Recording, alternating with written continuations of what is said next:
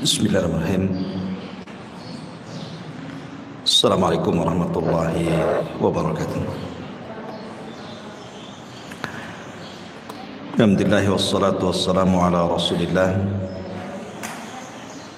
wa ala alihi wa sahbihi wa mawalah wa la hawla wa la quwata illa billahi wa ba'du. Alhamdulillah, di pagi menjelang siang ini kita bisa duduk untuk bertalabul ilmi kembali di Ahad pagi ini, dan tak lupa salawat dan juga salam kita hadiahkan kepada Rasul kita Nabi besar Muhammad sallallahu alaihi wa ala alihi wasallam.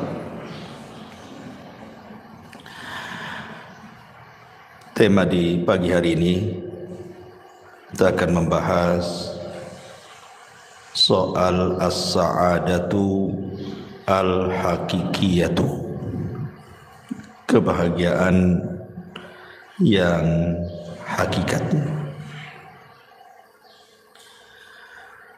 Ma'asyiral muslimat yang dimuliakan Allah Subhanahu wa taala, di dalam surah An-Nahl ayat 97 Allah Subhanahu wa taala berfirman, "Man 'amila salihan min dzakarin aw untha wa huwa mu'minun falanuhyiyannahu hayatan thayyibah wa lanajziyannahum ajrahum bi ahsani ma kanu ya'malun."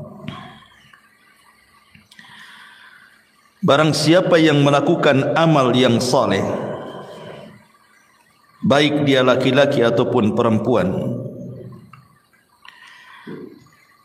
dan dia seorang yang beriman,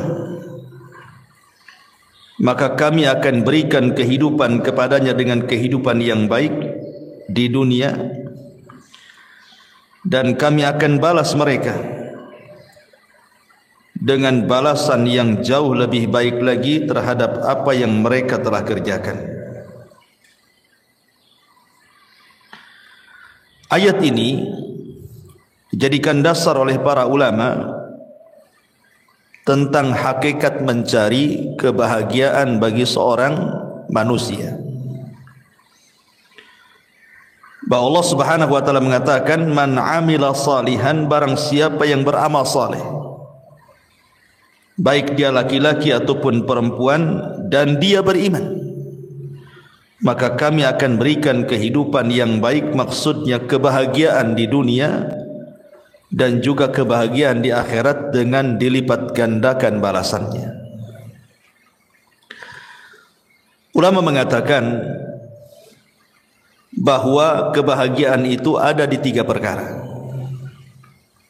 Kebahagiaan itu ada di tiga perkara. Pertama, rahatul bali. Yang kedua, al-qana'atu. Dan yang ketiga, ta'atullahi azza wa jalla. Yang pertama, rahatul bal. Rahatul bal itu artinya menenangkan pikiran. Karena kebahagiaan itu sebenarnya sesuatu yang tidak bisa didefinisikan. Bahagia itu apa? Kalau orang ditanya bahagia itu, kadang-kadang bingung juga mau jawab itu. Bagaimana manusia bisa bahagia? Lahir saja dia nangis, mati pula ditangisi. Mana bahagianya? Lahir nangis, ketika dia mati ditangisi orang. Sehingga kemudian para ulama ketika membahas masalah apa itu as-sa'adah, kebahagiaan itu, definisi mereka itu berbagai macam. Sehingga kemudian banyak yang mendefinisikan itu dengan contoh akhirnya.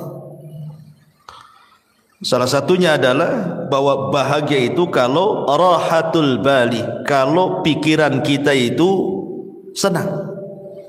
Kalau pikiran kita senang itu pasti bahagia. Dari sini kita tahu bahwa rahatul bal itu adalah kenikmatan penduduk sorga. Karena penduduk sorga itu apabila dimasukkan ke dalam sorga, Allah katakan wa naza'na ma fi sudurihim min ghillin ikhwana.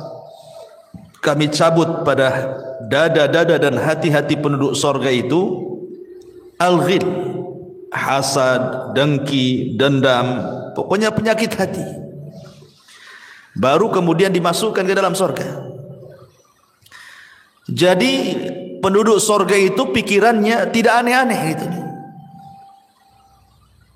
Dia tidak memikirkan orang, kenapa orang bicara soal dia, atau kenapa dia tidak melakukan seperti orang yang lakukan. Karena biasanya orang kepikiran itu karena dua perkara ini. Jadi kalau ada orang membicarakan keburukan kepada kita, kita katakan kenapa dia ngomong tentang aku seperti ini. Kepikiranlah kan gitu ya. Atau melihat seseorang melakukan sesuatu, kemudian kita berpikir kenapa saya tidak juga melakukan seperti dia. Kepikiran jadinya ya. Jadi penduduk sorga itu tidak ada kepikiran seperti itu, karena sudah dihilangkan hasad dalam hatinya, sudah dihilangkan dengki dendam, sehingga memang tenang hatinya. Makanya kebahagiaan itu caranya adalah rahatul bal, tenangkan hati, gitu maksudnya. Rahatul bal itu menenangkan hati. Kalau ada ucapan-ucapan yang gak enak itu tenangkan saja, jangan dipikirin gitu. Karena bukan hanya sekelas ibu ya, sekelas Aisyah Ummul Mukminin radhiyallahu anha. Aisyah Ummul Mukminin radhiyallahu anha, wanita yang paling cerdas, wanita yang paling dicintai Nabi sallallahu alaihi wasallam saja dibicarakan orang.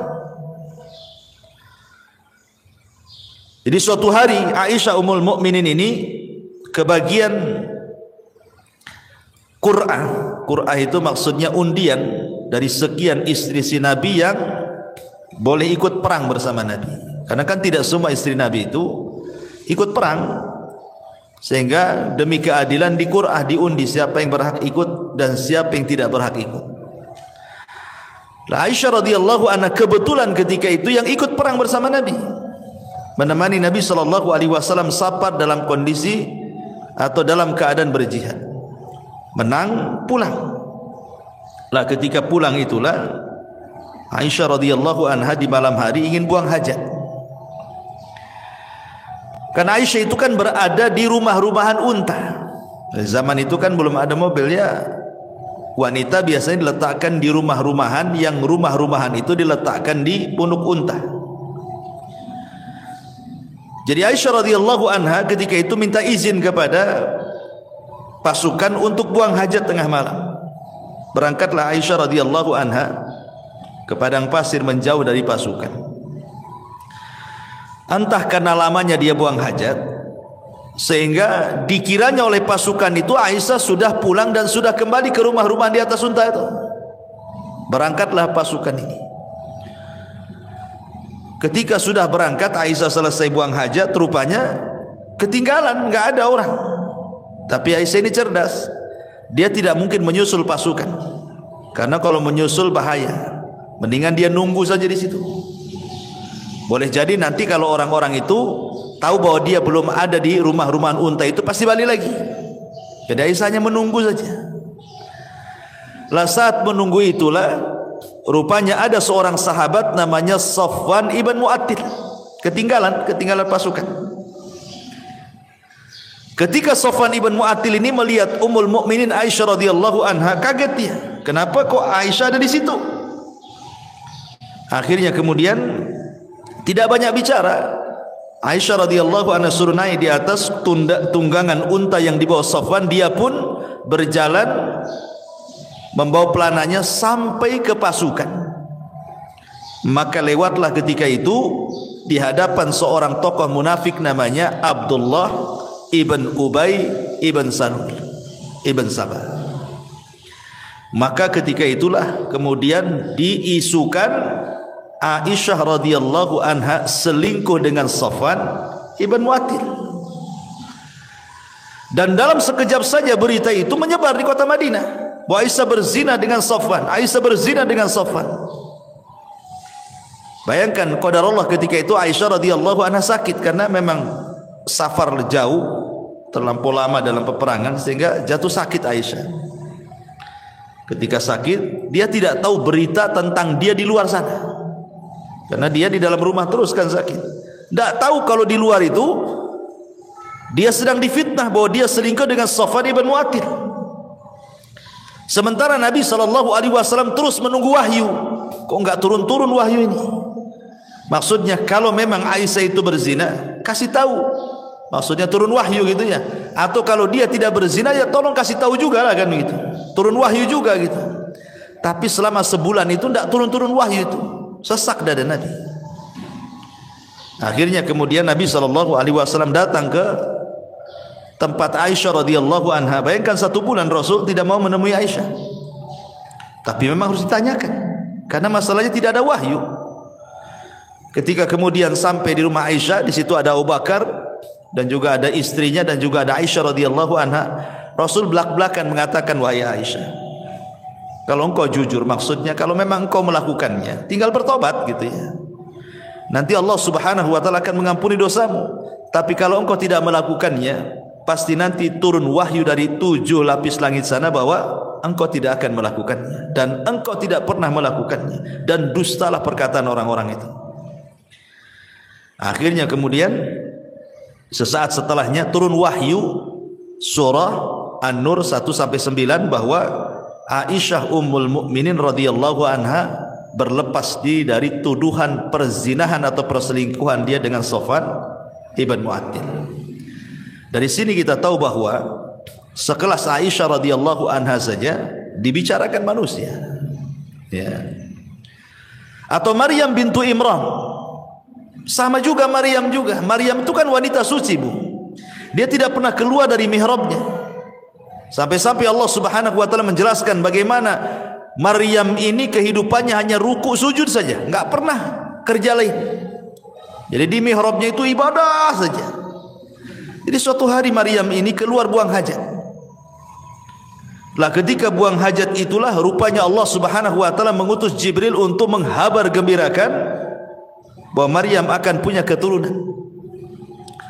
Akhirnya kemudian dicegatlah oleh malaikat Jibril dalam bentuk manusia, fatamatsala lahu basharan sawiyya. Maka Jibril datang dalam bentuk pemuda tampan. Kemudian memberitahu kepada Maryam bahwa Allah telah menghabar gembirakan engkau akan memiliki keturunan.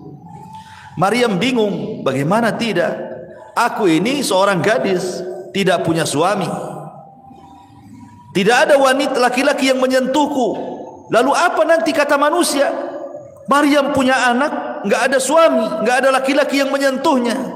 Sempat Maryam itu mengatakan, pergilah kalau engkau memang orang yang bertakwa. Tapi Jibril kemudian meyakinkan bahwa ini adalah kehendak Allah Subhanahu wa taala. Barulah kemudian Maryam pun menerimanya. Ketika betul-betul kandungannya membesar,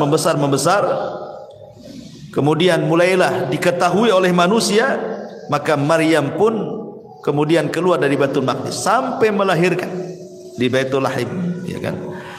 Akhirnya kemudian setelah melahirkan Isa bin Maryam, Allah berikan ketenangan kepada Maryam dengan cara apa? Dengan cara Isa yang masih bayi itu dibuat bisa bicara. Jadi kalau ditanya itu bayi siapa, maka cukup diisyaratkan ke bayi itu, nanti bayi itu yang ngomong. Dan ini salah satu mukjizat Nabi Isa, di buayan ibunya sudah bisa bicara gitu ya.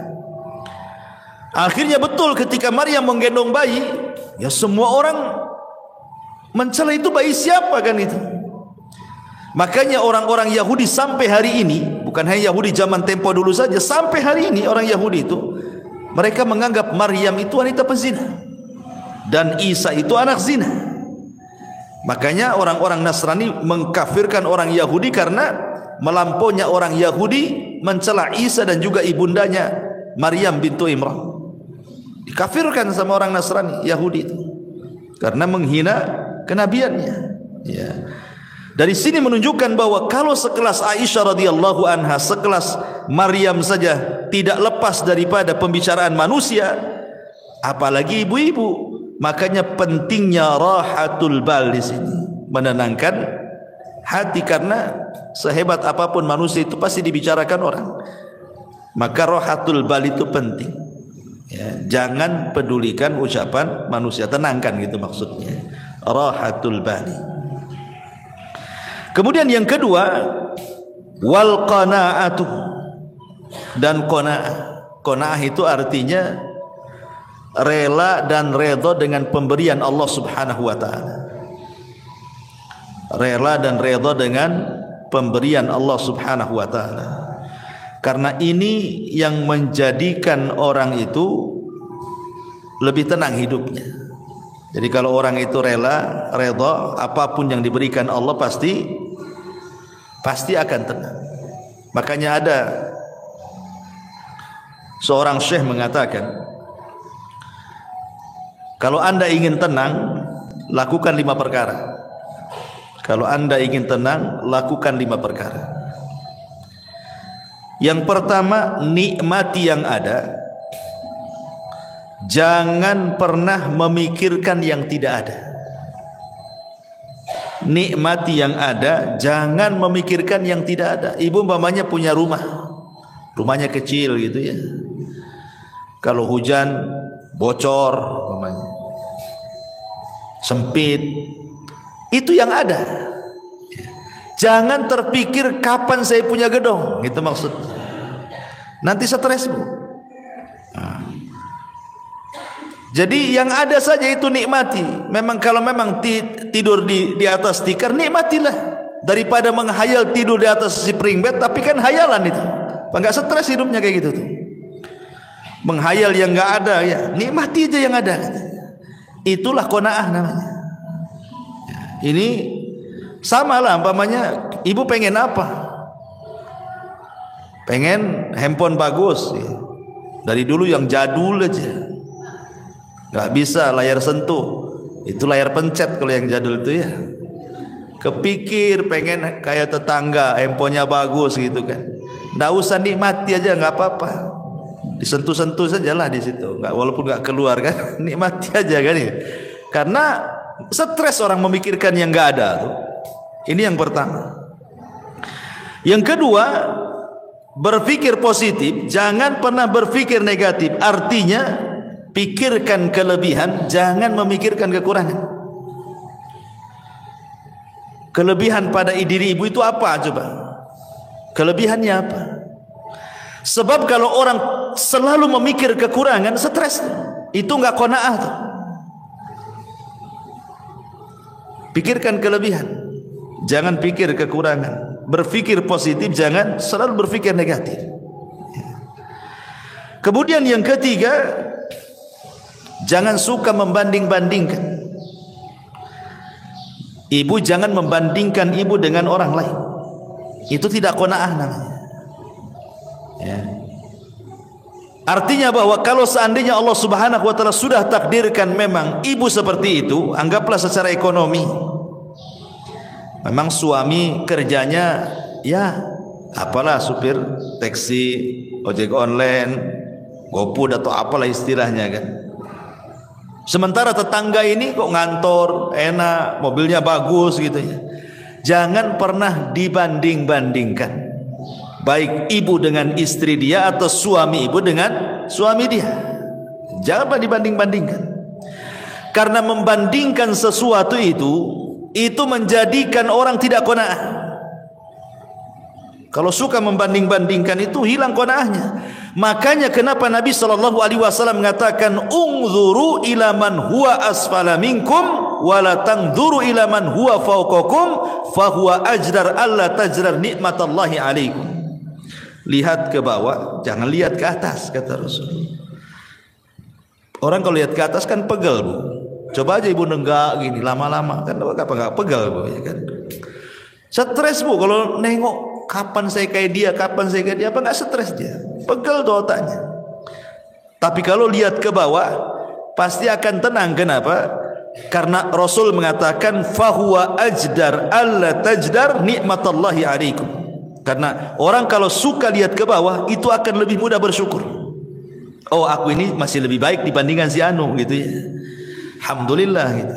Tapi sekali lagi catatannya ini kalau bicara soal urusan dunia. Ya, kaedah melihat ke bawah, jangan melihat ke atas ini dalam bab urusan dunia. Jangan masuk dalam urusan agama. Sebab kalau urusan agama kaedahnya terbalik.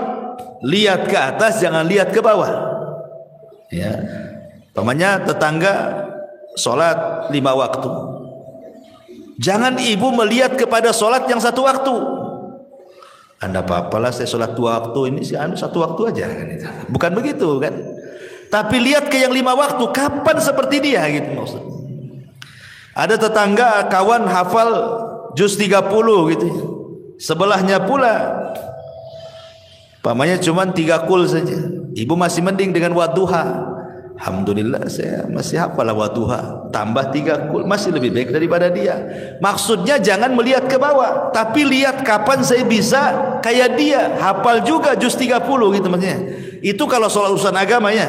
Jangan melihat ke bawah, lihat ke atas. Tapi kalau urusan dunia, jangan pernah menatap ke atas. Capek, ya, stres nantinya. Hilang qanaahnya. Itu hilang qanaah itu karena suka melihat ke atas, tidak melihat ke bawah. Kemudian yang keempat, kata para ulama, sibukkan dengan perkara-perkara masa depan. Jangan memikirkan sesuatu yang sudah berlalu. Makanya sering saya katakan, banyak orang itu kadang-kadang belum move onnya, istilahnya. Mungkin dulunya pernah kaya, kemudian miskin, terpikirlah dulu. Mungkin dulunya mantan manajer, sudah tidak manajer lagi, terpikir pula masih jadi manajer. Mungkin dulunya dia polisi, kemudian purnawirawan, masih terpikir dia seolah-olah dia polisi, padahal sudah pensiun. Orang kalau memikirkan terus masa lalu, tidak pernah menatap masa depan, Bu, nggak akan pernah orang ini bahagia. Karena dia belum bisa menerima keadaan, itu masalahnya kan.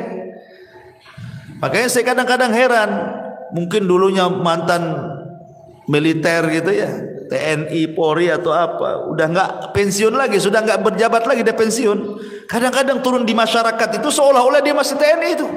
Nunjuk-nunjuk orang soal dia polisi, padahal udah gak polisi lagi. Kan berarti kan belum bisa menghilangkan kenyataan kalau dia itu sudah bukan polisi lagi, bukan manajer lagi, bukan menteri lagi, bukan. Itu yang kadang-kadang tidak bisa dilupakan.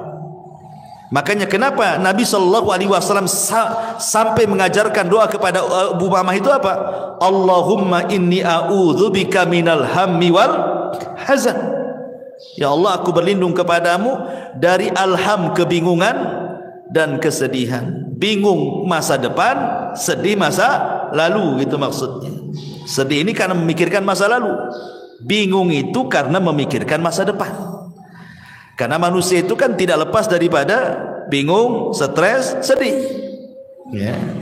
Ya sedih memikirkan masa lalu, stres sekarang ini memikirkan masa sekarang, bingung apa yang harus dilakukan besok, gitu kan. Itulah manusia di antara 3 perkara ini. Makanya supaya kita qanaah, jangan memikirkan sesuatu yang sudah berlalu. Tatap masa depan supaya lebih qanaah. Ya, sudahlah, sudah takdirnya. Yang penting saya pernah kaya dulu, kan itu ya. Yang penting saya sudah pernah jadi pejabat, sudah merasakan, saya sudah tahu semua. Kan enak tuh kalau ngomong gitu ya. Kemudian yang terakhir, kata para ulama di sini, sibukkan memikirkan diri sendiri, jangan pernah sibuk memikirkan orang lain. Ini penting ya. Sibukkan saja, nggak usah ibu mikir ini menteri keuangan nih, nggak usah. Apa yang ibu mikir menteri keuangan pula ya, ibu mikir keuangan sendiri saja lah. Kok mikir pula menteri keuangan, menteri ini, pusing ya. Makanya itu kalau banyak nonton YouTube berita ini kan, akhirnya pusing tuh. Sudahlah, mikir diri sendiri saja, nggak usah mikir-mikir menteri ini, menteri itu, itu korupsi, stres, Bu. Ya, mikir sendiri. diri sendiri itu bagaimana supaya lebih berkembang lagi, lebih manfaat lagi. Gak usah mikir-mikir orang. Karena ini kalau orang terus mikir terus orang, ganggu urusan orang, sementara dia lupa bahwa dirinya juga banyak kekurangan gitu ya, itu tidak qanaah orang itu. Makanya ini penting ya. Ini yang kedua, kalau ingin bahagia terapkan yang kedua, al-qanaah. Ya, pertama rohatul bal, tenangkan hati. Yang kedua qanaah, redha dengan pemberian Allah Subhanahu wa taala. Kemudian yang ketiga juga taatullahi azza wajalla.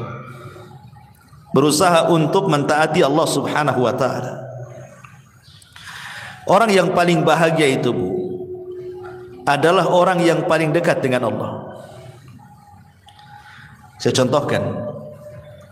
Ketika Nabi sallallahu alaihi wasallam berada di puncak kesedihan, Rasul itu pernah mengalami puncak-puncaknya kesedihan yang disebut dengan Amul Hazni. Jadi tahunnya saja sampai disebut tahun kesedihan. Saking sedihnya sekali Nabi itu sampai tahunnya disebut Amul Hazni. Bayangkan, di tahun yang sama Abu Thalib meninggal dunia. Kemudian setelah Abu Thalib meninggal dunia, disusul istri tercintanya Khadijah bintu Khuwailid. Kemudian belum selesai Khadijah meninggal, datang pula 8 kabilah Quraisy mengancam Nabi. Kalau sampai melakukan dakwah, melanjutkan dakwanya akan dibunuh. Akhirnya Nabi SAW ke Taif. Sampai di Taif dilempari batu lagi. Itu memang momen-momen tersedih bagi Nabi SAW. Tapi Nabi SAW berusaha untuk berdoa kepada Allah dan mengatakan, illam takun alayya sakhatun fala ubali. Kalau ini bukan dalam bentuk azabmu kepadaku ya Rabb, aku tidak peduli. Maka Allah Subhanahu wa taala ingin membuat Nabi SAW melupakan segalanya. Bagaimana kesedihan kepada pamannya Abu Thalib, istri tercintanya Khadijah, ancaman orang-orang Quraisy, sempitnya dakwah, Allah ingin hilangkan dan jadikan kebahagiaan. Apa yang dilakukan Allah? Allah buat Nabi SAW naik ke langit. Kemana? Ke Sidratil Muntaha. Untuk apa? Untuk melupakan segalanya. Artinya Nabi ingin didekatkan kepada Allah. Ya kan, semakin tinggi kan semakin dekat, karena Allah kan berada di atas ketinggian. Ketika Nabi SAW dalam kondisi sulit sesulit apapun, Allah berikan secercah kebahagiaan dengan cara didekatkan dia kepadanya. Maka terjadilah peristiwa dalam sejarah yang disebut dengan Isra dan juga Mi'raj. Untuk apa? Membahagiakan Nabi supaya tidak sedih lagi. Didekatkan kepada Allah sampai di Sidratil Muntaha. Kemudian disyariatkan satu ibadah yang dengan ibadah itu membawa kebahagiaan. Salat. Salat itulah ibadah yang membawa kebahagiaan. Kenapa? Karena disyariatkan di langit salat itu. Di dekat Allah Subhanahu wa taala.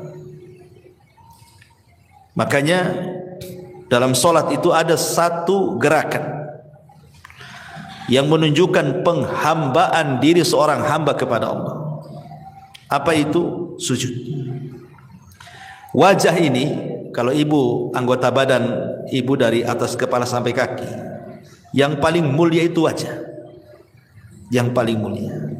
Makanya kalau ditampar wajah orang itu, maka akan berbekas sakit hatinya. Beda kalau dipukul paha, dipukul apa kan, nggak berbekas. Tapi kalau udah wajah diludahi, ditampar, itu kan sakit hati luar biasa. Kenapa? Karena memang dari semua anggota badan yang paling mulia itu adalah wajah.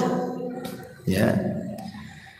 Sementara tanah itu ada sesuatu yang sangat hina kan gitu, karena diinjak manusia. Tanah yang bumi yang kita injak itu kan rendah karena diinjak kaki. Ketika ibu kemudian meletakkan sesuatu yang sangat mulia, diletakkan di sesuatu yang sangat rendah, itu menunjukkan apa? Penghambaan namanya. Ya kan? Wajah ini mulia, tanah ini hina karena diinjak kan. Jadi ibu meletakkan sesuatu yang mulia kepada sesuatu yang hina hanya untuk menghambakan diri kepada Allah. Makanya disitulah Allah Subhanahu wa taala akan hubungkan tali dia dengan hambanya saat sujud itulah. Makanya solat disebut solat karena silatun bainal abdi wa rabbih. Dia adalah penyambung tali antara hamba dengan Allah. Makanya kalau orang solat, maknanya dia sedang mendekatkan diri kepada dalam sujudnya. Ketika itulah kebahagiaan Allah turunkan. Dalam kondisi apapun Rasul itu kalau ada masalah yang tidak bisa keluar dari sebuah masalah, pasti Rasul akan solat. Rasul itu kalau ada masalah pasti sholat. Sebagaimana Aisyah radhiyallahu anha mengatakan, "Kana an-nabiy sallallahu alaihi wasallam idza hajabahu al-amr fazi'a ila shalah." Rasul itu kalau datang perkara yang sangat menyulitkan bagi kehidupannya, bersegera dia sholat. Karena dia tahu bahwa sholatlah yang akan mengurai permasalahan. Sebagaimana yang pernah saya ceritakan kepada ibu-ibu kan, ada seseorang ibu itu yang minta fatwa kepada seorang syekh. Ya syekh, saya punya anak ini hidupnya gak pernah bahagia dari kecil sampai dia dewasa.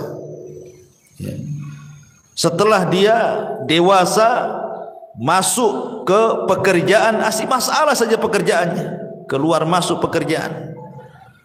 Kemudian soal perjodohan pun sama, sampai sekarang pun dia tidak dapat jodohnya. Kemudian masalah kesehatan pun sama. Sekarang anak saya ini stroke. Ya. Sudah masalah ekonomi masalah, masalah jodoh masalah, masalah kesehatan pula masalah. Jadi kata ibunya itu seolah-olah anak saya itu dari kecil sampai sekarang nih tidak pernah tersentuh dengan kebahagiaan. Apakah anak saya tersihir wahai syekh? Itu pertanyaan ibu ini. Jangan-jangan anak saya tersihir wahai syekh. Bisa enggak kau meruqyah anak saya katanya. Tapi syekh ini mengatakan, pertanyaan satu saja, apakah anakmu sholat? Itu pertanyaan saya. Saya tidak mengatakan nanti saya ruqyah coba mungkin ada jinnya gitu. Tidak, yang ditanyakan pertama kali, apakah putramu sholat? Maka ibunya mengatakan, tidak ya syekh, putraku tidak pernah sholat. Apakah dia seorang muslim? Ya, dia seorang muslim. Artinya kenapa dia nanya seorang muslim? Kalau orang kafir kan tidak perlu ditanya solat kan itu ya. Apakah dia seorang muslim? Ya, dia seorang muslim. Kenapa dia tidak solat? Wallahu a'lam. Maka syekh mengatakan, jangan-jangan kesulitan hidup dia sejak kecil sampai dia terbaring stroke itu bukan karena apa-apa, karena dia tidak solat. Itu jawabannya. Jadi apa yang harus aku ruqyah katanya. Kemudian syekh membentangkan sedikit soal solat. Dia jelaskan sama ibu ini, begini ya bu ya, solat itu adalah penghubung kita dengan Allah. Jadi kalau kita solat itu kita sedang menghubungkan tali kita dengan Allah Azza wa Jalla. Sekiranya tali yang kita hubungkan dengan Allah itu putus, maka putuslah hubungan kita dengan Allah. Ketika Allah tidak berhubungan lagi dengan kita, mungkinkah Allah membantu kita? Tidak mungkin ya. Maka solatlah, kata syekh ini, solatlah. Sebab kalau seandainya anda solat, berarti anda sedang menghubungkan tali anda dengan Allah. Ketika terhubung tali itu dengan Allah, maka yakin Allah subhanahu wa ta'ala akan menolong anda. Kemudian syekh mengatakan, coba bayangkan, kalau putramu ini bangun di pagi hari dan dia tidak solat subuh, berarti dia memulai dengan aktivitas hari itu dengan laknat Allah Azza wa Jalla, karena melakukan dosa besar ya. Kemudian datang siang hari lagi, dia tidak sholat duhur, berarti dia sudah dilaknat di siang hari. Kemudian datang sore hari lagi, dia tidak sholat asar, berarti Allah sedang melaknat dia di sore hari. Kemudian datang di malam hari maghrib, dia meninggalkan maghrib, berarti dia sedang dilaknat di waktu maghrib. Kemudian sholat isya, dia tinggalkan pula sholat isya, berarti dia sedang dilaknat di waktu isya. Kata syekh, bagaimana orang akan bahagia sementara awal aktivitas hidupnya diawali laknat dan sebelum tidur pula dia dilaknat katanya. Mana bahagianya? Gimana coba? Awal dilaknat, akhir pula dilaknat. Maka wajar anakmu tidak akan bahagia. Maka syekh mengatakan, suruhlah dia sholat. Dari sini kita tahu bahwa ketaatan kepada Allah Subhanahu wa taala itu salah satu penyebab orang bahagia. Karena bahagia itu ketika seorang hamba dekat dengan Allah. Ketika Nabi SAW sedang kesulitan, diberikan kebahagiaan dengan cara apa? Didekatkan dengan Allah, diangkat naik ke langit, didekatkan sampai di Sidratil Muntaha. Maka hilanglah keperitan hidup Nabi SAW, sehingga ketika turun setelah peristiwa Isra Mi'raj, semangat lagi dia hidupnya, semangat lagi. Apalagi selama perjalanan Isra Mi'raj itu bagaimana Nabi SAW dipertemukan dengan Nabi Adam, Nabi Yahya, Nabi Isa, Nabi Idris, Nabi Harun, Musa dan para Nabi yang lainnya. Menjadi sebuah pelajaran bahwa dakwah Rasul akan mengikuti marhalah para Nabi yang dijumpai selama perjalanan itu. Seperti dia berjumpa dengan Nabi Adam, sebagaimana Nabi Adam hijrah dari sorga ke bumi, maka engkau pun akan hijrah dari Mekah ke Madinah. Kemudian berjumpa dengan Yahya dan juga Isa bin Maryam, sebagaimana keduanya dirongrong dimusuhi orang-orang Yahudi, maka engkau pun sama ya Muhammad, sesampainya di kota Madinah maka musuhmu orang-orang Yahudi.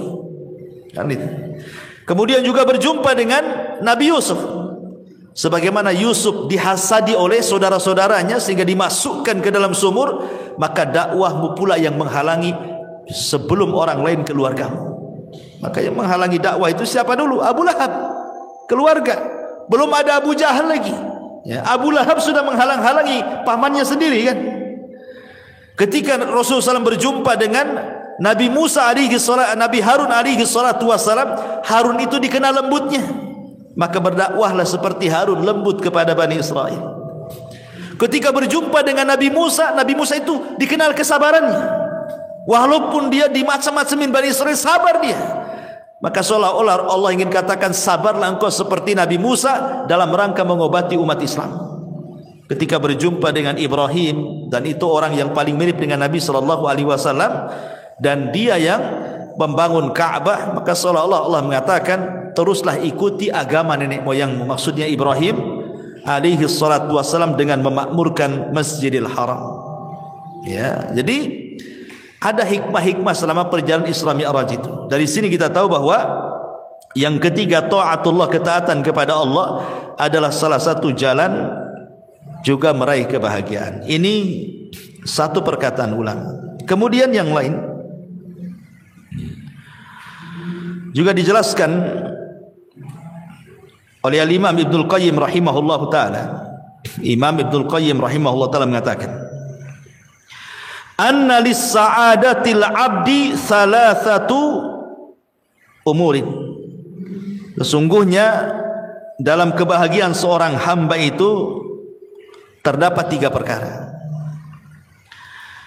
Idza an'ama 'alaihi syakara, wa idza betuliya 'alaihi sabara, wa idza adnaba istaghfara. Yang pertama, apabila diberikan nikmat oleh Allah Azza wa Jal, lantas dia pun bersyukur. Apabila diuji oleh Allah Subhanahu wa taala, lantas dia bersabar. Dan apabila dia melakukan dosa, dia pun berusaha untuk melakukan istighfar. Melakukan istighfar, meminta ampun kepada Allah Subhanahu wa taala. Ma'asyiral muslimat yang dimuliakan Allah Subhanahu wa taala. Di sini Imam Ibnul Qayyim rahimahullahu taala memberikan konsep 3 kebahagiaan. Kalau tadi kan konsep 3 kebahagiaan, pertama berusaha menenangkan pikiran, jangan memikirkan banyak hal, hilangkan hasad, hilangkan dengki macam-macam ya. Kemudian qanaah, kemudian lebih taat lagi kepada Allah. Maka konsep Imam Ibnul Qayyim berbeda lagi. Kalau ingin bahagia, yang pertama apabila mendapatkan nikmat bersyukur. Apabila mendapatkan nikmat bersyukur. Ini kaitan dengan qanaah juga kan? Ya, qanaah itu artinya apa? Syukuri yang ada, jangan memikirkan yang tidak ada. Nikmati yang ada, jangan menikmati yang tidak ada. Yang ada saja, wa in ta'uddu nikmatallah la tuhsuha, kan itu. Kalau Anda hendak menghitung nikmat Allah, Tidak mungkin terhitung nikmat Allah itu. Banyak kok nikmat Allah itu. Kemudian yang kedua konsepnya ini yang penting juga. Apabila ditimpa musibah, dia bersabar. Ini yang paling penting dalam konsep kebahagiaan. Karena biasanya ketika musibah itu terlalu berat, yang datang hanyalah keperitan dan kesedihan. Sering saya katakan, Bu, dalam beberapa kajian di sini kan, bahwa pada setiap perkara yang ada kebahagiaan, pasti di situ ada kesedihan. Perkara-perkara yang ada kebahagiaan di sebuah perkara, pasti terselip kesedihan di situ. Itu sudah matematika tuh, 1 tambah 1 2 tuh. Contoh, ibu bahagia dengan suami, yang punya suami. Tetapi di balik kebahagiaan ibu suka senang dengan suami itu, pasti suatu ketika ada kesedihan. Tatkala ibu bermasalah dengan suami, ya, atau uang bulanan kurang, sedih. Padahal ada duit dia, kok nggak dikasih saya, katanya. Artinya di sela-sela kebahagiaan itu pasti ada kesedihan tuh. Nengok anak-anak nih, nampak seneng lah anak-anak, apalagi yang masih lucu-lucu ya, usia 4-5 tahun gitu kan, masih lucu-lucunya tuh. Seneng kita nengok anak-anak tuh. Tapi ketika anak itu sakit parah gitu kan, sedihlah kita di situ. Jadi mana-mana tempat ada kebahagiaan, pasti terselip kesedihan di situ. Pasti, ya. Atau ketika ibu melihat harta, ibu punya mobil, punya rumah, punya uang gitu kan, kan senang itu, karena itu juga salah satu penyumbang kebahagiaan kan gitu. Siapa bilang mobil itu tidak menyumbang kebahagiaan? Masih enak naik mobil daripada jalan kaki kan, Bu? Capek jalan kaki, apalagi jauh, sedih kali itu. Tetapi kan bukan segala-galanya. Tapi di balik harta yang merupakan penyumbang kesenangan bagi kita itu juga ada kesedihan. Kesedihan, takut kalau seandainya harta itu hilang, takut kalau seandainya motornya hilang gitu ya. Ini cicilan udah hampir berapa bulan lagi mau lunas gitu kan. Stres dia. Senang tuh udah bisa beli motor ya dengan cicilan sekian. Biasanya orang-orang kan gitu, paling 3 bulan lagi lunas lah. Tapi masalahnya untuk melunasi itu tak ada duit, sedih dia. Satu sisi senang dia punya kendaraan, sisi lain sedih pula dia tidak bisa melunasi. Pokoknya apapun yang terselip kebahagiaan, pasti di situ ada kesedihan. Apapun itu sudah memang ketentuan. Ada bahagia, ada sedih. Ada musibah, ada nikmat. Tetapi kata para ulama mengatakan, walaupun demikian, ya, seseorang itu harus memahami bahwa setiap kebahagiaan ada kesedihan, nanti Allah akan balik lagi. Setiap kesedihan itu pasti ada kebahagiaan. Kenapa demikian? Karena Allah Subhanahu wa taala mengatakan di 2 ayat pertama, wa tilkal ayyam nudawiluha bainan nas. Yang namanya hari itu diputar, Bu. Tidak mungkin Allah menciptakan dalam satu kondisi, tidak mungkin juga Allah menciptakan dalam kondisi yang lain. Begitu terus, tidak mungkin, mustahil. Nggak mungkin orang itu dibuat tertawa terus, apa nggak dianggap gila tuh kalau ketawa terus kan?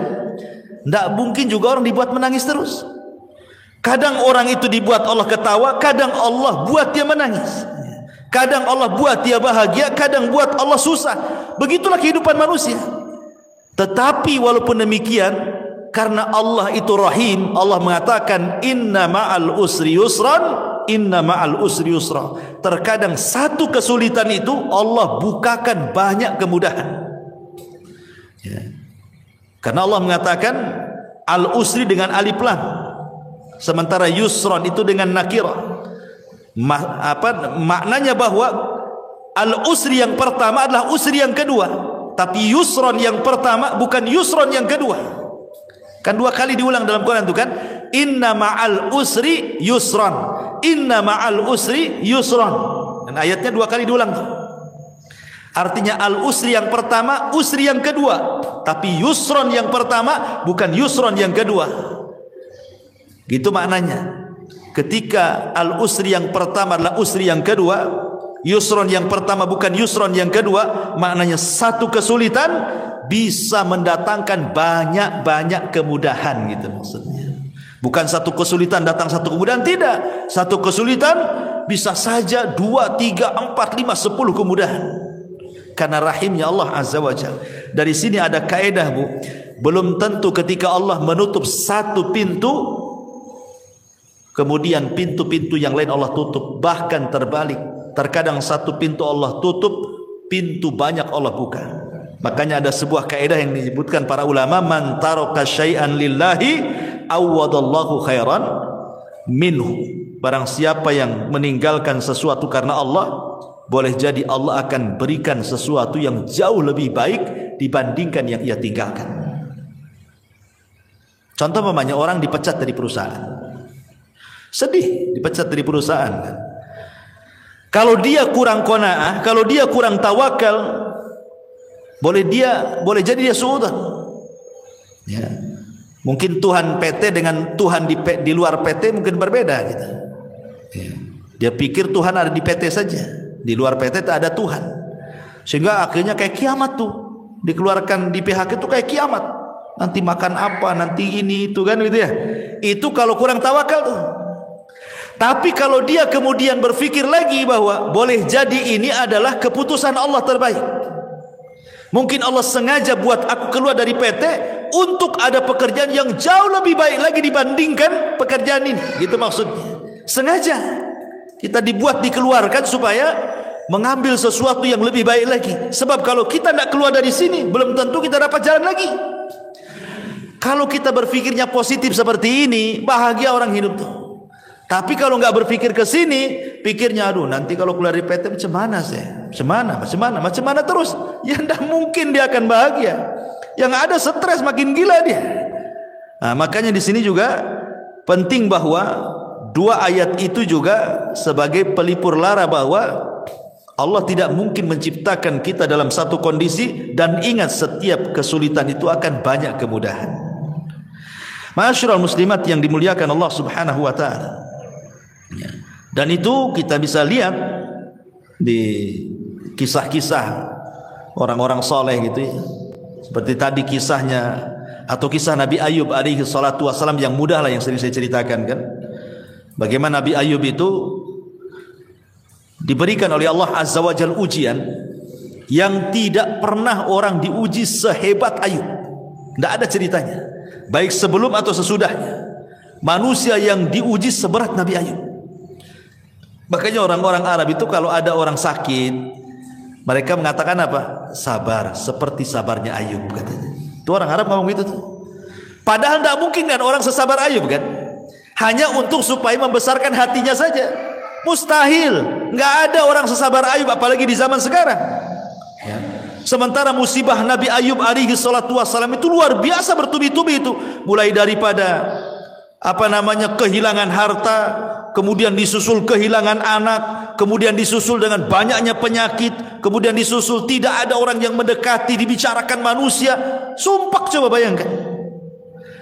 Ibu ini nggak kehilangan harta, ya, harta masih ada, rumah masih ada, ibu sehat, nggak ada penyakit, ya, apalagi anak-anak ada, cuman ibu ini dibicarakan orang saja. Itu sudah sedihnya itu bukan kepalang tuh, pikirannya, padahal hanya dibicarakan orang saja. Ini Ayub ini sudah dibicarakan orang, ditinggalkan orang, hartanya diludeskan, anaknya dimatikan, penyakitnya diparahkan. Makanya tidak ada ujian seberat Ayub. Tetapi walaupun demikian Ayub itu sabar. Sabar, tidak pernah mengeluh sedikit pun. Yang tidak sabar justru istrinya. Ya, istrinya yang tidak sabar. Dia ngomong sama Nabi Ayub alaihi salatu wassalam, mungkin bahasa saya ini, bang, berdoalah kepada Allah gitu. Kok ini sudah lama sakit, ya, sudah lama sakit, kau seorang nabi, saya yakin kalau engkau berdoa kepada Allah pasti Allah akan kabulkan doamu. Jadi istri mendorong supaya Ayub berdoa kepada Allah untuk dibalikan nikmatnya. Tapi subhanallah, lihat bagaimana Ayub ini mengajarkan kepada kita syukur ya. Dia mengatakan kepada istrinya, coba pikirkan berapa lama Allah berikan nikmat kepada kita. Berapa lama? Kata istrinya 70 tahun. Kata Ayub, 70 tahun kita di atas kenikmatan. Sekarang Allah baru uji saya 18 tahun. Kalau saya harus meminta kepada Allah, ini belum seimbang. Ya. Harusnya kalau seimbang, ya nunggulah nanti setelah penyakitku 70 tahun lagi, baru aku meminta kesembuhan, gitu maksudnya Ayub itu. Ini kita di atas nikmat 70 tahun, diuji 18 tahun, masa kita sudah harus meminta kepada Allah, katanya. Ayub tidak mau. Ya. Tapi ketika kemudian ada dua orang temannya Ayub yang berbincang-bincang soal Ayub dan mengatakan jangan-jangan Ayub itu diberikan penyakit oleh Allah, itu bukan penyakit biasa, itu penyakit kutukan, katanya. Kata kawannya, kok bisa kau bilang penyakit kutukan? Iyalah, kalau bukan kutukan apa namanya? Masa satu cuil penyakit pun tidak ada tanda-tanda kesembuhan, katanya. Kalau bukan kutukan apa namanya? Kedengaranlah kalimat ini ke telinga Ayub.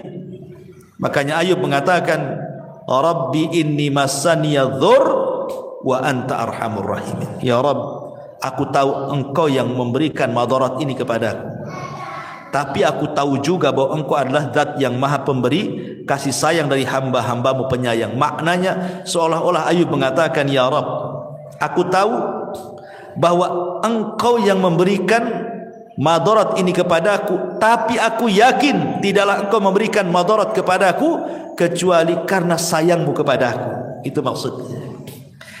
Lihat bagaimana ada berdoa Ayub saja tidak dirinci penyakitnya. Menunjukkan apa? Menunjukkan Ayub itu tidak tasahud. Tasahud itu artinya menolak takdir, kayak kita kan ngomel-ngomel sama Allah. Enggak. Ayub kan tidak merinci kan musibahnya, dia hanya mengatakan, aku tahu ya Rabb, engkau yang menimpakan penderitaan ini. Lain kalau kita ngomong, ya Allah, anak saya sudah mati, ya, dirinci kalau kita doa itu kan. Ini rumah juga bocor-bocor kan itu, ya, ini usaha juga lagi sulit. Itu kalau doa kita itu dirinci, itu susahnya kita ini dirinci, ya kan. Ya, kalau bisa itu 10 rincian disebut semua tuh, ya. Nabi Ayub tidak dirinci. Dia hanya mengatakan, ya Rabb, aku tahu kau yang menimpakan derita ini. Titik sampai di sini. Karena Allah sudah tahu gitu, tidak perlu dirinci, Allah sudah tahu kan itu. Dan itu ada berdoa namanya. Ya, Allah sudah tahu, sudah paham gitu.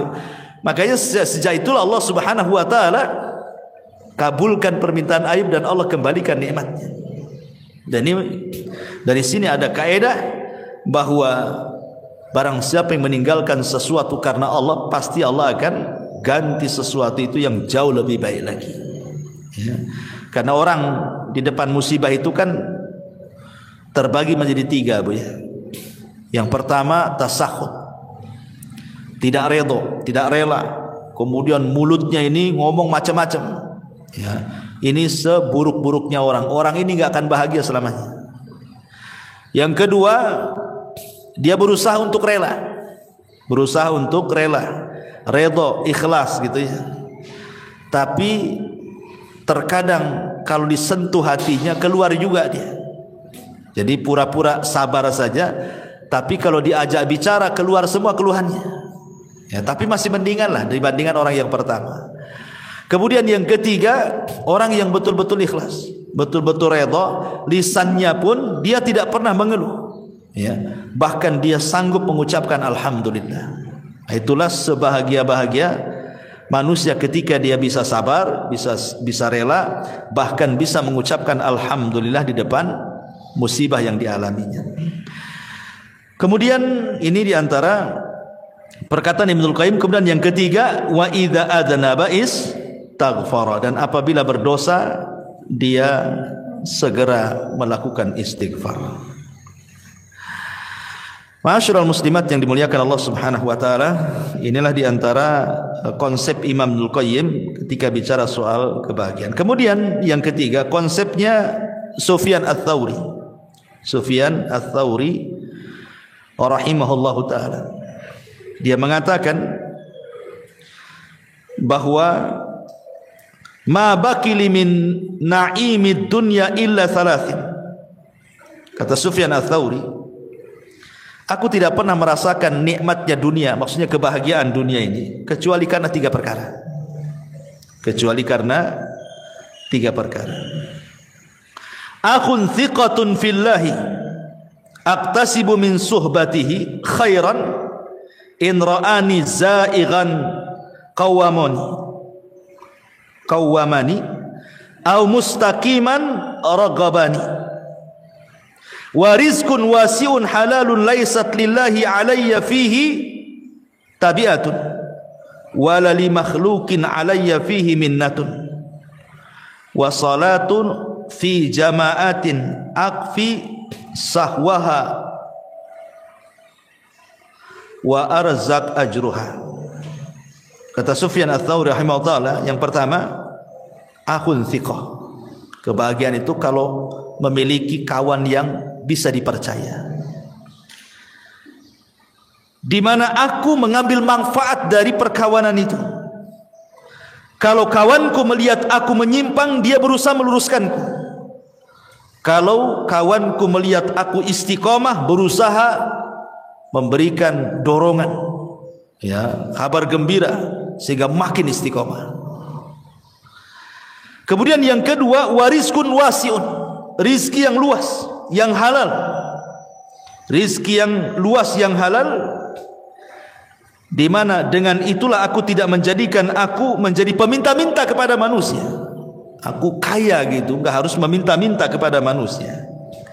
Dan yang ketiga, salat jamaah. Yang ketiga, salat berjamaah. Dengan itulah aku bisa merasakan kebahagiaan.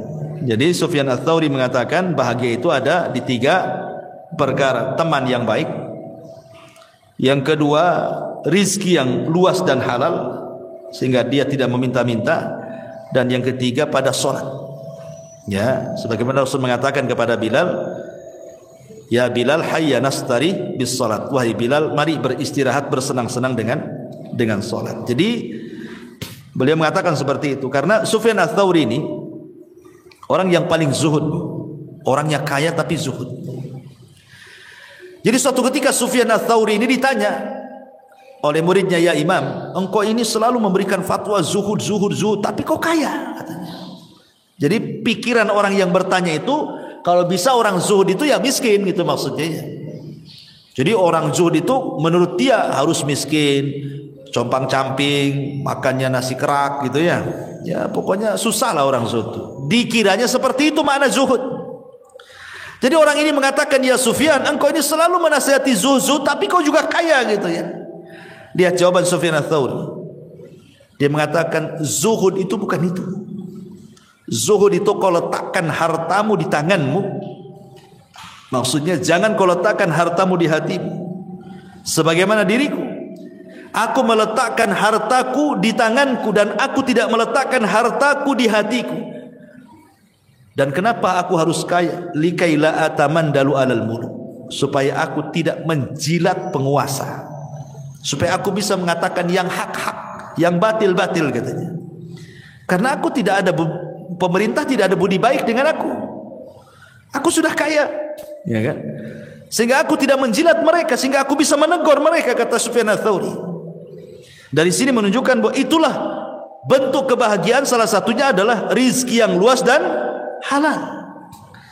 Sebab kalau rizkinya sempit gitu kan, akhirnya apa? Terpaksalah pinjam-pinjam uang, kan gak bahagia jadinya kan. Meminjam-minjam uang, akhirnya tidak bayar utang, malam pula stres, siang pula menghilang, kan gitu. Orang yang punya utang itu cari-cari orang nggak kemana, nggak jelas gitu ya. Jadi salah satu kebahagiaan adalah rizki yang luas tapi juga halal. Karena rizki haram itu tidak akan bahagia, pasti ada masalah. Ya. Termasuk juga di sini kata beliau, punya kawan yang baik. Kalau salah ya diluruskan, kalau memang benar ya didorong supaya makin benar, kan bahagia punya kawan seperti itu. Ibu punya suami umpamanya kan, suaminya mendorong ibu, kalau salah diluruskan, kalau benar ya terus didorong-dorong, kan senang gitu ya. Nah, kata Sufyan Ats-Tsauri, carilah kesenangan di 3 tempat ini.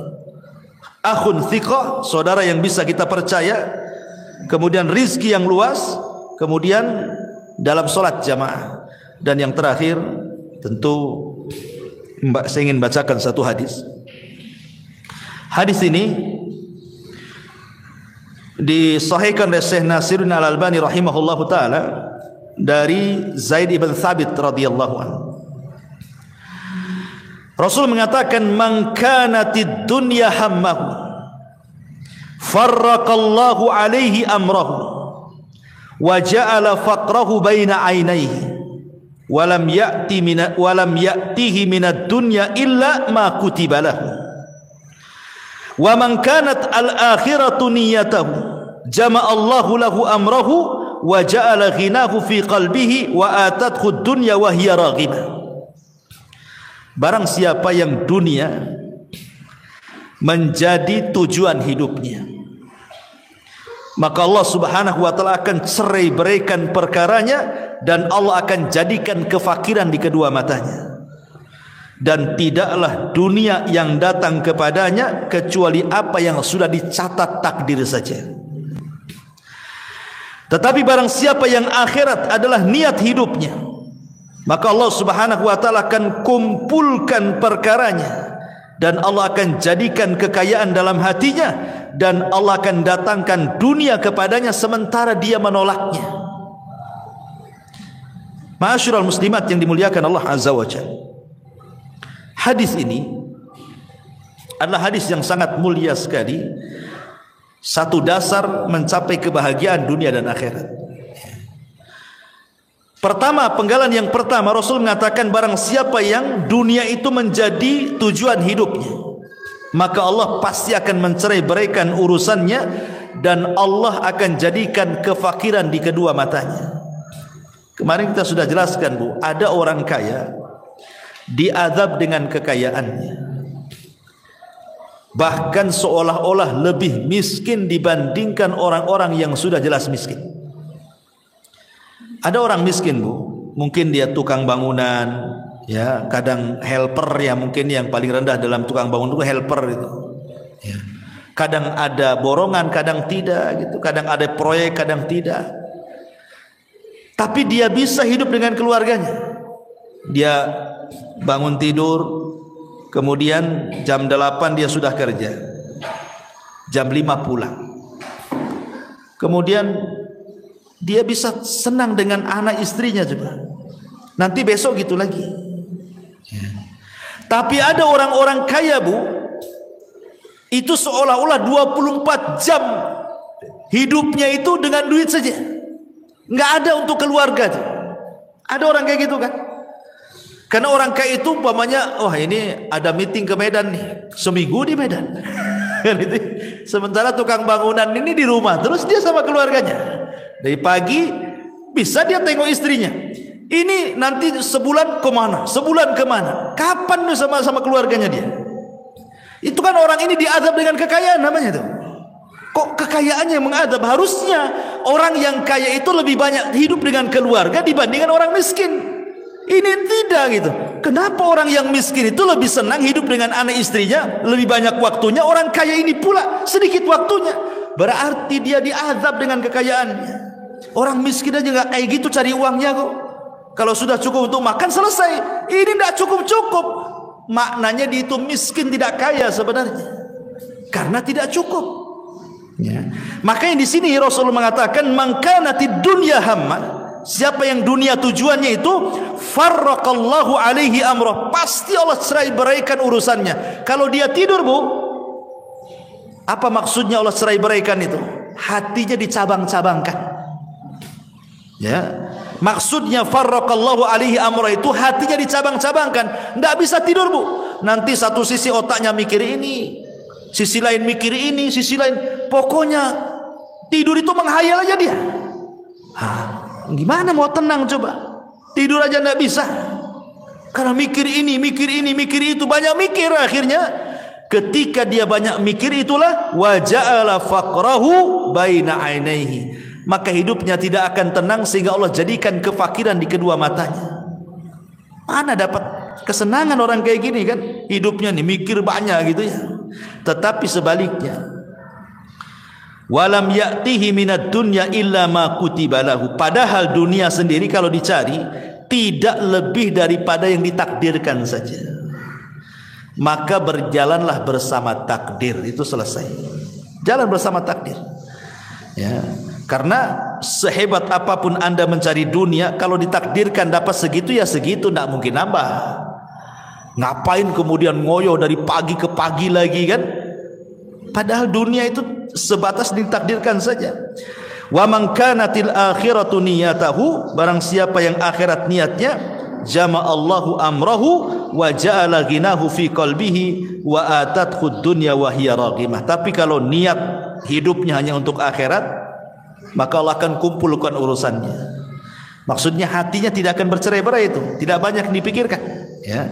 Dan Allah jadikan hatinya, kekayaan dalam hatinya, dan dunia akan didatangkan sementara dia menolaknya. Ini di antara kebahagiaan yang dimaksud adalah kebahagiaan hati, ya. Karena di sini Allah Rasul mengatakan wa ja'ala ghinahu fi qalbihi. Jadi kalau ditanya bahagia itu ada di mana? Ya bahagia itu ya ada di hati. Ya. Kalau hatinya lapang, rumah yang sempit jadi lapang. Gitu maksudnya. Kalau hatinya sempit, rumah yang lapang jadi sempit. Coba lihat Bu, ibu kan punya suami, yang punya suami kan, kalau ada masalah dengan ibu kan dia nggak kerasan di rumah Bu. Pasti lari sana lari sini.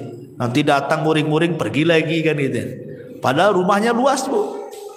Dia masih mendingan ngekos daripada di rumah sama ibu kan, karena lagi sempit hatinya tuh, ya. Coba kalau lagi senang Bu, nggak mau keluar rumah dia, ya. Tapi kalau lagi sumpek, nggak mau balik dia, ya. Itulah menunjukkan bahwa kebahagiaan itu ada di hati. Hati makin lapang berarti semua lapang. Ibu yang kurang cantik saja kalau suami lapang itu dianggap cantik tuh. Ibu yang cantik jelita kalau suami lagi stres kayak setan Bu, nengok ibu tuh. Karena gimana, orang nggak senang. Nggak senang, buah apa cantik pun kayak setan katanya kan. Pokoknya orang nggak senang itu semua jadi jelek kan. Tapi orang senang semua jadi indah. Karena memang itulah yang dimaksud di sini. Wa ja'ala ghinahu fi qalbi. Allah jadikan kekayaan dalam hatinya. Wallahu a'lam bishawab. Ini yang bisa sampaikan. Tapi sebelum saya tutup, kalau ada yang bertanya silakan.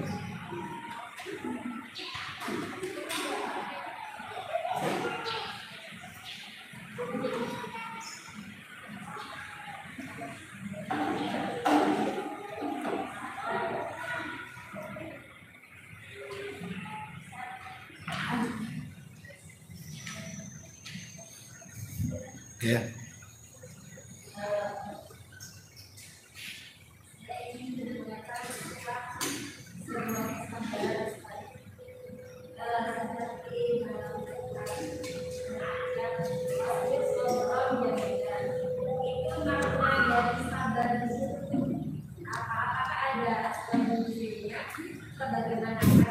Apa sok pasbir sabron jamilah. Oke.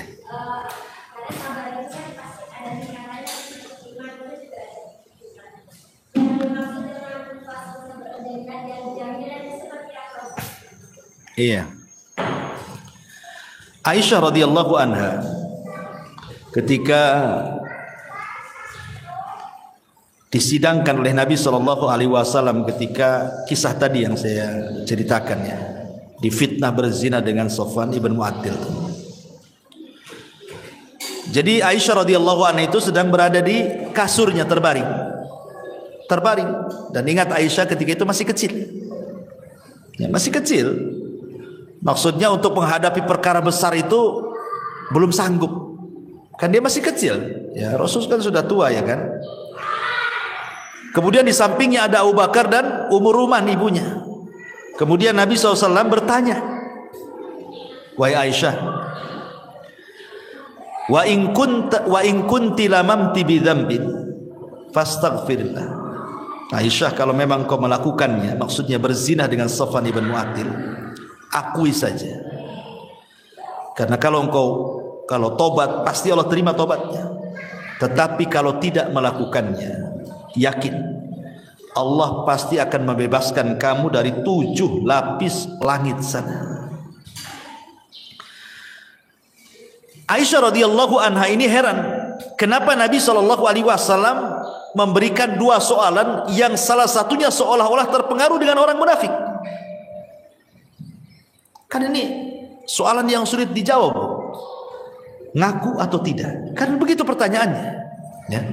Ngaku atau tidak? Kalau ngaku bertobat, kalau tidak sabar. Ketika Rasul mengatakan kalau engkau melakukannya, ini kan kesannya membenarkan isu-isu orang-orang munafik di luar. Makanya Aisyah radhiyallahu anha tidak bisa menjawab gitu kan. Dikasih dua soalan seperti ini. Aisyah hanya melirik siapa? Abu Bakar dan mengatakan, "Ajibi anni ya abi." Wahai bapak, aku tolong jawab pertanyaan Nabi.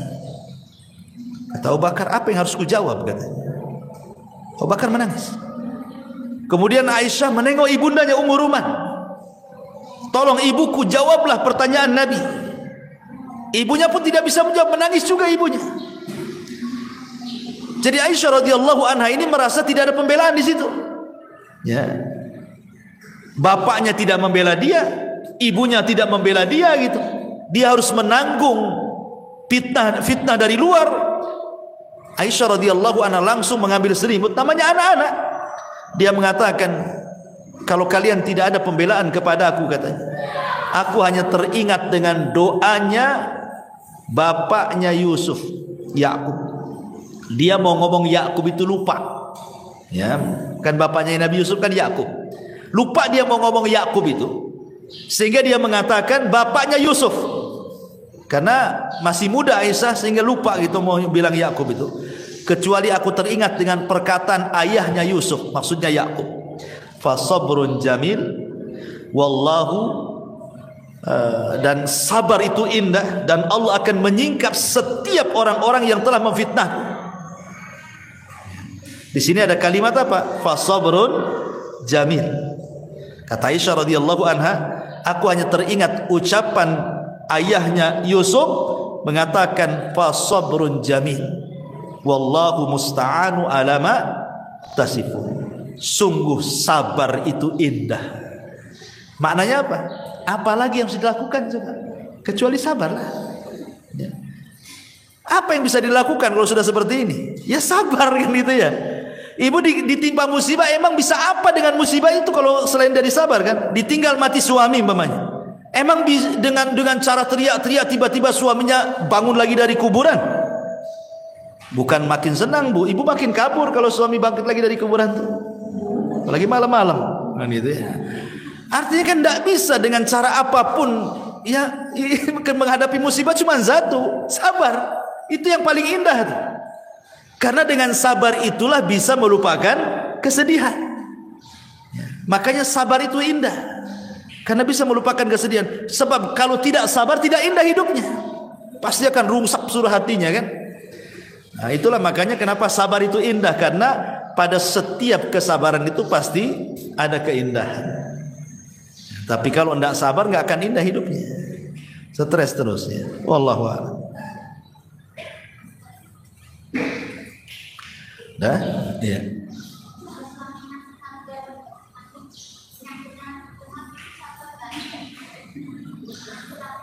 Suaminya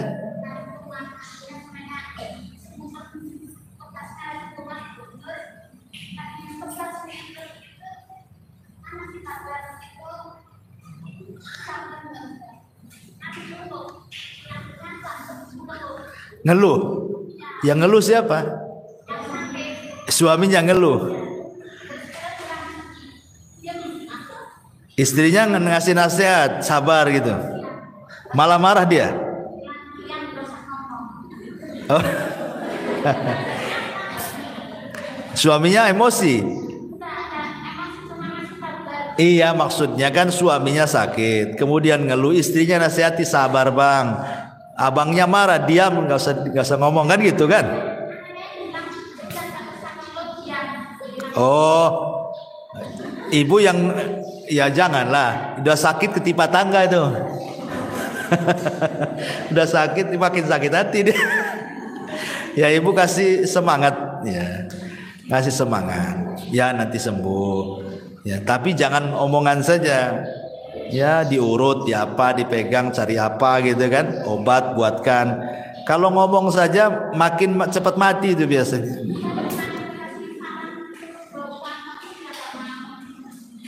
Oh dia nggak mau berobat. Ya suruh berobat. Ya berobat itu kan wasilah kesembuhan. Gak boleh tawakal saja.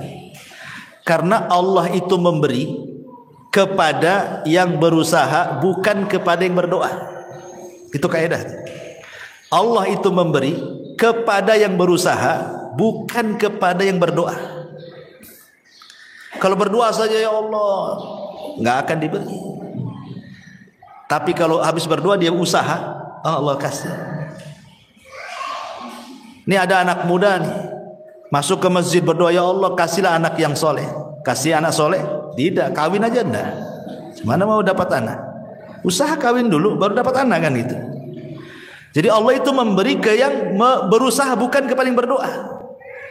Maka sarankan jangan berdoa terus, usaha juga. Berdoa minta kesembuhan, ya makan obat juga gitu maksudnya. Atau terapi-terapi apa gitu ya, karena doa itu tidak menghilangkan akhdhu bil asbab, mengambil sebab ya. Ya Bu, saya kira cukup lah. Ini sudah jam 10, saya harus ke Batam Center. Mudah-mudahan ada manfaatnya. Subhanakallah bihamdika, asyhadu an la ilaha illa anta astaghfiruka wa atubu ilaik. Allahu ta'ala. Assalamualaikum warahmatullahi wabarakatuh.